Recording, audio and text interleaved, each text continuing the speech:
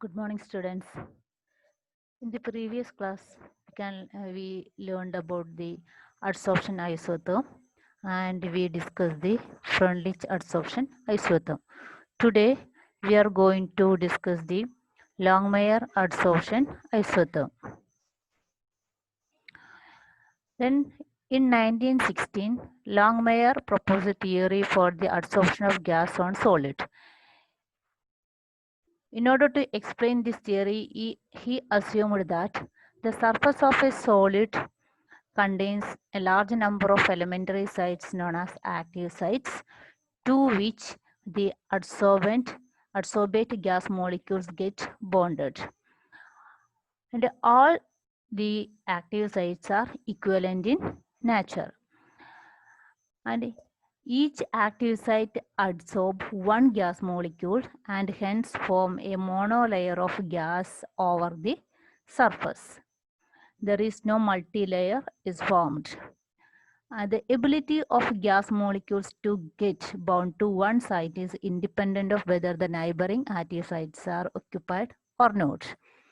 That is, the ability of a gas molecule to adsorb on a site is independent of the nature of the neighboring site. And he also proposed that a dynamic equilibrium is exists between the adsorbed molecule and free molecules.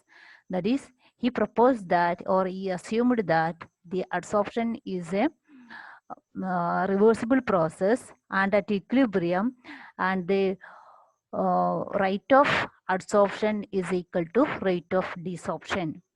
And he also proposed that the gases or the adsorbate gases are ideal in nature, and after the adsorption of gases, no lateral interaction is occurred between the adsorbate molecule and they are localized on the surface of the solid. They are not moved from one side to another.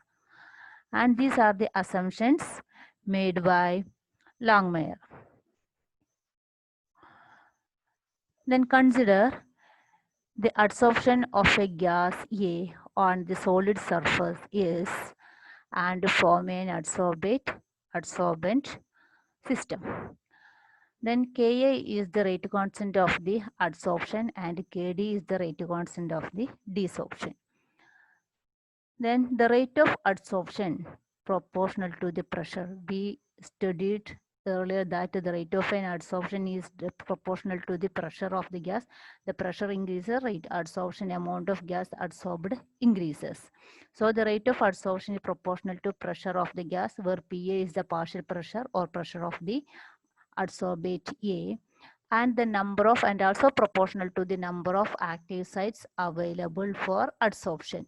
That is n into 1 minus theta. Here n is the total number of active sites available for adsorption, and theta is the fraction of site get adsorbed. That is theta is equal to number of sites occupied divided by total number of active sites available for adsorption. That is n. Suppose there are 10 active sites on the surface of a solid, out of which only 3 active sites are occupied. Then the value of theta is equal to 3 by 10. If out of 10 available sites, all the 10 sites are occupied by the gaseous molecule, the value of theta is equal to 10 by 10. So that is equal to 1. That is the maximum value of theta is equal to 1, and in other cases the value of theta is less than 1. Okay. So the rate of adsorption is equal to rate constant Ka into pressure of A into number of active sites available for adsorption. That is, if number of the fraction of the total number of sites adsorbed is equal to theta, and then the number of available space for adsorption out of n sites is equal to 1 minus n into 1 minus theta. So rate of adsorption is equal to Ka Pa into n into 1 minus theta. Then rate of desorption is proportional to the amount of gas or the number of active sites adsorbed by the gas molecules. Okay. The larger the number of active site adsorbed, larger the number of or amount of or rate of desorption.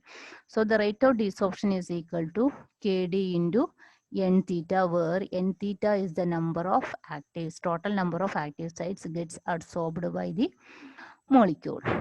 Then at equilibrium, these two rate of adsorption is equal to rate of desorption, that is Ka Pa into n 1 minus theta is equal to Kd n theta.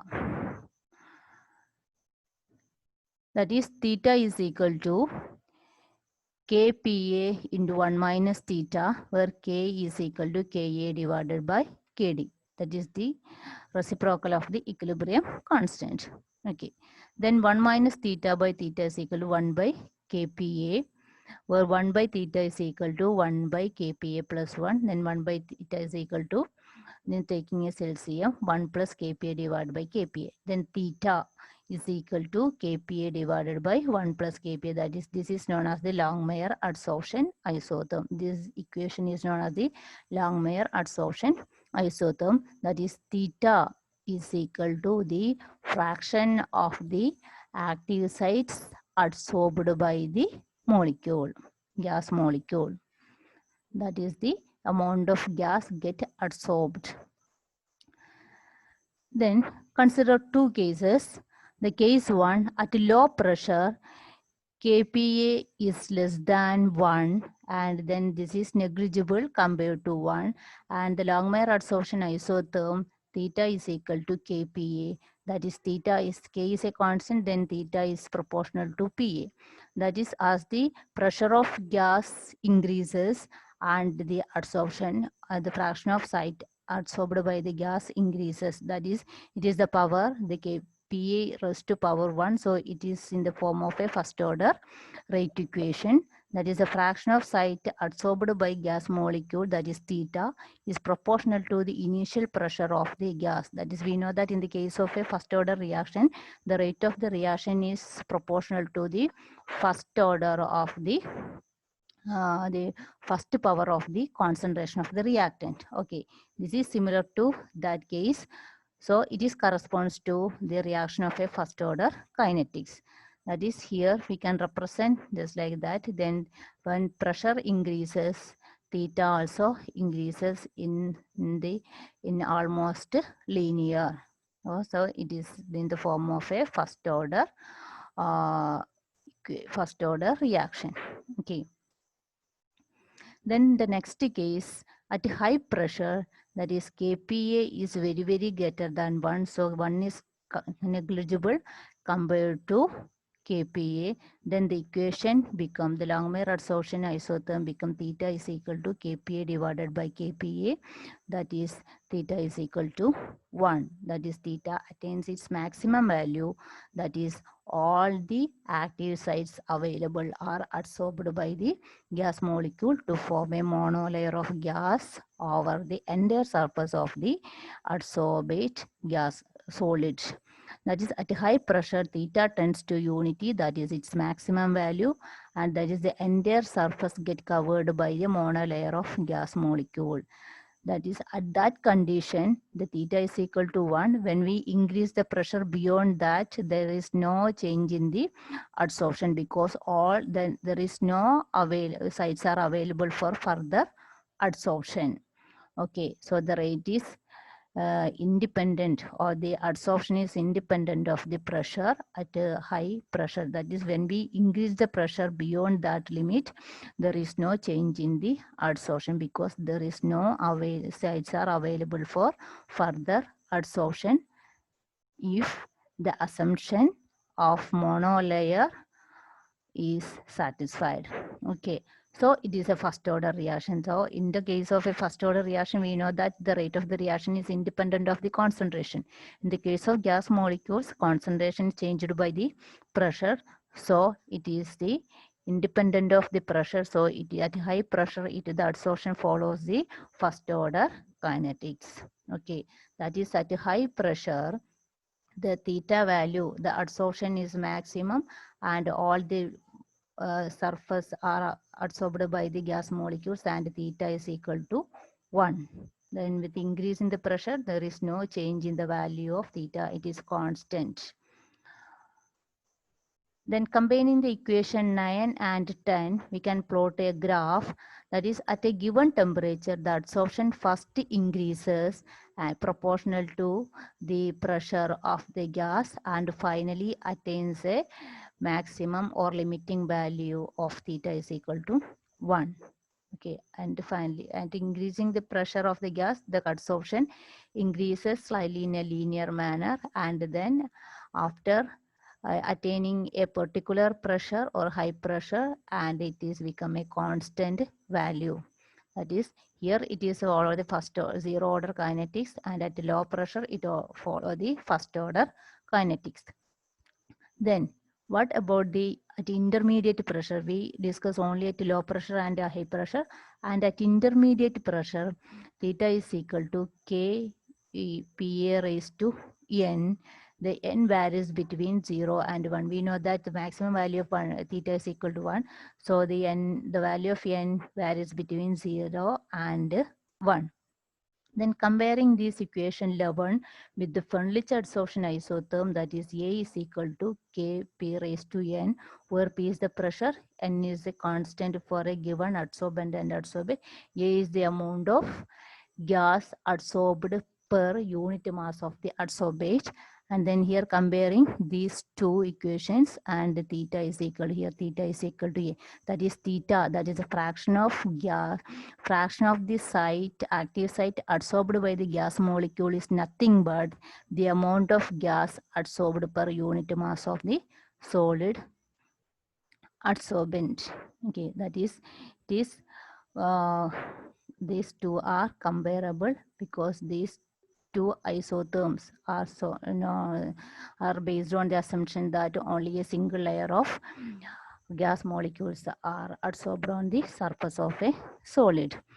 But this Langmuir adsorption isotherm is applicable, is obeyed only in the case of uh, real ideal gases, because we in the case of while deriving this Langmuir adsorption isotherm, the Langmuir assumed that the gases are real in their vapor state, but it is not.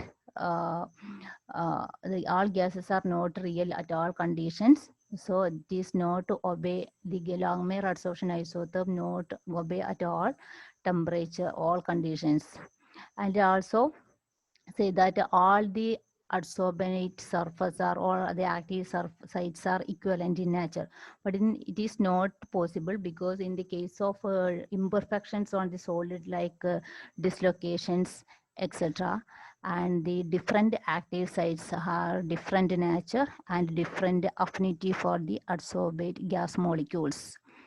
Okay, then he also assumed that the monolayer of gas are produced over the surface when the pressure increases. But when the pressure increases, there is a chance for getting a multi-layer of gas over the surface of the solid. Then he also proposed that there is no lateral interaction between the adsorbate molecule. But in some cases, in some situations, it is not true. And in some cases, the adsorbate molecules, after adsorbing, the adsorbate molecule has some interaction between them. And in such cases also, the Langmuir adsorption isotherm is not called good. Okay. So this is the about the Langmuir adsorption isotherm. I'll stop here, and next class we can learn about the BET isotherm or BET equation. Okay, thank you. Thank you for watching. Study well.